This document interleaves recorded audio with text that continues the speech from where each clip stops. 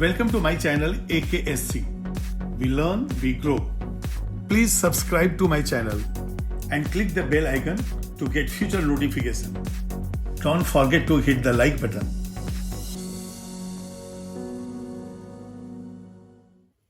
Hello everyone, इस video में मैं जिंक एक्सट्रैक्शन के लिए स्मेल्टिंग प्रोसेस को एक्सप्लेन करने वाला हूं। देखिए, आपके पास कंसंट्रेटेड ओर का आपने जो है रोस्टिंग कर लिया है। अब ये जो रोस्टेड ओर है उससे जिंक प्रोड्यूस करने के लिए एक प्रोसेस है स्मेल्टिंग और दूसरा है इलेक्ट्रोलिटिक मेथड। तो स्मेल्टिंग प्रोसेस में हम क्या फॉलो कर रहे हैं वो आप देखिए। हमारे पास ओर कंसंट्रेटेड ओर का रोस्टिंग हो गया और यहां से मैं अब ये ले रहा हूं स्मेल्टिंग प्रोसेस। उसके बाद लेंगे हम इलेक्ट्रोलिसिस। इस स्मेल्टिंग प्रोसेस में हम क्या करते हैं कि जो रोस्टेड ओर है, रोस्टेड ओर किस फॉर्म में है? ZNO फॉर्म में है। तो यहां पे देखिए हमारे पास ZNO फॉर्म हो गया और इसके साथ हम 40 to 60% हम यहां पे कोक डालते हैं, या फिर आप एंथ्रासाइट कोल डाल सकते हैं। और एंथ्रासाइट कोल, जैसे कि आपको मालूम है कि कोल के जो है वेराइटीज में पिट, लिग्नाइट, सेन्यूबिटुमिनस, बिटुमिनस एंड एंथ्रासाइट। जो पिट होता है वो यंगेस्ट कोल कहलाता है क्योंकि उसके अंदर परसेंटेज कार्बन कम है, और एंथ्रासाइट जो है वो प्योरेस्ट फॉर्म ऑफ कोल है। तो या तो आप एंथ्रासाइट कोल लीजिए जो फर्स्ट क्लास वैरायटी है, या तो फिर 40 to 60% कोक। अब ये कोक कैसे प्रोड्यूस हुआ ये आप जानते हैं कि जब हम कोल का डिस्ट्रक्टिव डिस्टिलेशन करते हैं तो वहां से हमें मिलता है कोक। तो यदि मान लीजिए मैं कोल लूं और यहां पे लिख दूं मैं डिस्ट्रक्टिव डिस्टिलेशन। अब ये देखिए ये क्या है? डिस्ट्रक्टिव डिस्टिलेशन क्या है? Heating the substance in absence of air और in limited supply of air. अब ये देखिए हम बहुत ही स्ट्रॉन्ग इसको हीट कर रहे हैं और लिमिटेड सप्लाई इसलिए कि थोड़ा सा वो फर्नेस जलता भी रहे और चीजें जो है कंप्लीटली बर्न ना हो, तो वहां जो भी इंप्योरिटी कोल के अंदर से होगा वो निकल जाएगा। तो डिस्ट्रक्टिव डिस्टिलेशन कोल से हमें मिलता है कोक और वुड से मिलता है वुड चारकोल। तो ये देखिए कोल से हमें मिल गया कोक, हमने इंप्योरिटीज निकाल दी। और ये एंथ्रासाइड जो है इसमें ऑलरेडी जो है परसेंटेज ऑफ कार्बन ज्यादा है। तो ये जिंक ऑक्साइड और कोक का कॉम्बिनेशन है, तो इसमें रिएक्शन क्या होगा और टेम्परेचर क्या मेंटेन होगा वो देखते हैं। तो यहां पे देखिए आप, ये जिंक ऑक्साइड है और ये कोक है। यहां से जब हमने हीट किया इसको तो ये यहां पे बनेगा जिंक ऑक्साइड, कन्वर्ट हो गया जिंक में और ये हो गया कार्बन मोनोऑक्साइड। तो ये देखिए आप, जिंक ऑक्साइड से मिला हमें जिंक।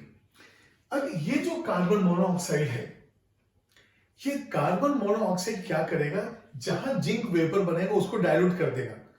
तो अब हमारे पास अलग अलग रिटॉर्ट्स होंगे, अलग अलग फर्नेसेस होंगे जहां पे ये रिएक्शन होगा।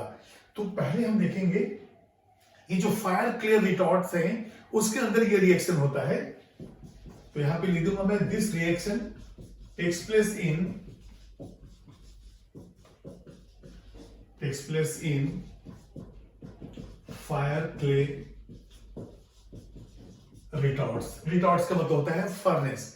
अब यहां पे देखिए ये जो फायर क्ले रिटॉर्ट या जिसमें ये रिएक्शन होने वाला है वो दो है, एक है बेल्जियन और एक है वर्टिकल रिटॉर्ट प्रोसेस। तो this reaction takes place in fire clay retorts. यहां पे लिखेंगे प्रोसेसेस आर, पहला है बेल्जियन रिटॉर्ट प्रोसेस और सेकेंड है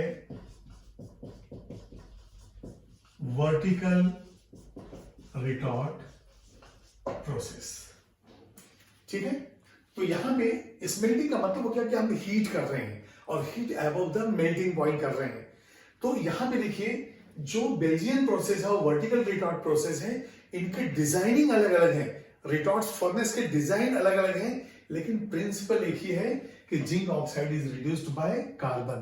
तो कार्बन का CO बन जाता है और ZNO is reduced to zinc. अब टेक्निकली इसमें किस तरह से हम जिंक CO को अलग अलग करते हैं, क्या होता है, तो हर रिटॉर्ट के अंदर सिर्फ डिजाइन अलग है, रिएक्शन एक ही होगा। तो अब मैं नेक्स्ट जो है, जब बेल्जियन प्रोसेस आपको एक्सप्लेन करूंगा तो उसके अंदर डायग्राम होगा और टेम्परेचर सारे कंडीशंस देखेंगे। तो फिलहाल अभी आप नोट कीजिए कि Belgian and vertical retort process से हमें जिंक मिलने वाला है, और जब ये दोनों प्रोसेस से जिंक हमें मिल जाएगा तो लास्ट पे फिर उसका रिफाइनिंग करेंगे। ठीक है, इसको नोट कीजिए आप। अब इन दो क्वेश्चंस को जो है आप नोट कीजिए, ये भी बहुत इंपॉर्टेंट है कॉम्पिटिटिव एग्जाम के हिसाब से। अब यहां पे देखिए, फर्स्ट जो है ये मैचिंग का है। अब मैचिंग के बाद यहाँ पे ऑप्शंस आ सकते हैं, लेकिन हम ऑप्शन बनाएंगे कि कौन सा सही है। जैसे कि कैल्साइट है, जिंक ब्लेंड है, इधर पे जो है ओर्स एंड मिनरल्स के नाम है, और यहाँ पे जो प्रोसेस उनसे एसोसिएटेड है उनका नाम है। तो चलिए पहले हम देखते हैं कैल्साइट। देखिए कैल्साइट क्या होता है, कैल्साइट जो है वो CaCO3 है, और यदि कैल्साइट CaCO3 तो इसका तो हम कैल्सिनेशन करेंगे। तो ये कैल्साइट से कैल्सिनेशन, मतलब ए का हमारा आंसर हो गया Q। ठीक है, अब हम देखेंगे बी का क्या है आंसर।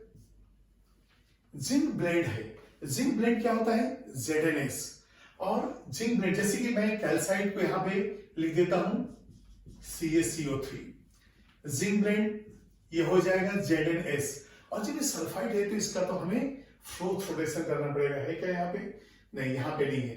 तो जब फ्लोरेशन नहीं है तो नेक्स्ट हम देख रहे हैं कि रोस्टिंग तो है, तो ये रोस्टिंग, क्योंकि sulphide ones are roasted and carbonate hydroxide and hydrated ones are calcium. तो जिंक ब्लेंड का जो है यहाँ पे रोस्टिंग होगा, तो बी का हो गया R। ठीक है, गिब्साइट, ये गिब्साइट क्या है, ये देखिए ये है Al2O3.3H2O, ये Al2O3.3H2 है। जब ये हाइड्रेटेड है तो फिर से इसका हम कैल्सिनेशन कर सकते हैं, तो सी का आंसर आपका हो जाएगा Q। ठीक है, अब आते हैं डी पे। डी है rock salt, rock salt NaCl। अब ये मानोगे कि रॉक साल्ट जो है सोडियम तो काफी रिएक्टिव है, इलेक्ट्रोपॉजिटिव ज्यादा है, तो ऐसे ओर्स का हम क्या करते हैं, इलेक्ट्रोलिटिक रिडक्शन। तो हमारे पास डी का आंसर हो जाएगा इलेक्ट्रोलिटिक रिडक्शन, ये हो जाएगा P। इसका मतलब मोन्स एंड वान आर्कल प्रोसेस यहां पे कहीं भी नहीं आया, और ये सेपरेटली आप वीडियो में मेरे वॉच कीजिए, मोन्स प्रोसेस एंड वान आर्कल प्रोसेस के ऊपर। तो ये चारों प्रोसेस ये तीनों से रिलेटेड है, जिसमें कैल्सिनेशन यहाँ पे दो के लिए है, कार्बोनेट है और एक हाइड्रेटेड हो है। चलिए हम आइए सेकंड क्वेश्चन पे, which of the following statement is are correct. अब तीन स्टेटमेंट दिए हुए हैं, और तीनों स्टेटमेंट में हमें देखना है कि कौन कौन से सही है या एक ही सही है। पहला है smelting is carried out above the melting point of the ore. अब आपको मालूम है कि जो स्मेल्टिंग होता है अबव द मेल्टिंग पॉइंट होता है, और कैल्सिनेशन रोस्टिंग जो है बिलो मेल्टिंग पॉइंट होता है। तो पहला तो हमें सही नजर आ रहा है, तो ये मैंने इसको टिक कर दिया, लेकिन अभी आंसर तो इस कॉम्बिनेशन में है। अब सेकंड देखिए, calcination is the process of heating the ore in presence of air, ये बिल्कुल गलत है। अब आपको याद रखना है ABC, अल्फाबेटिकल ABC।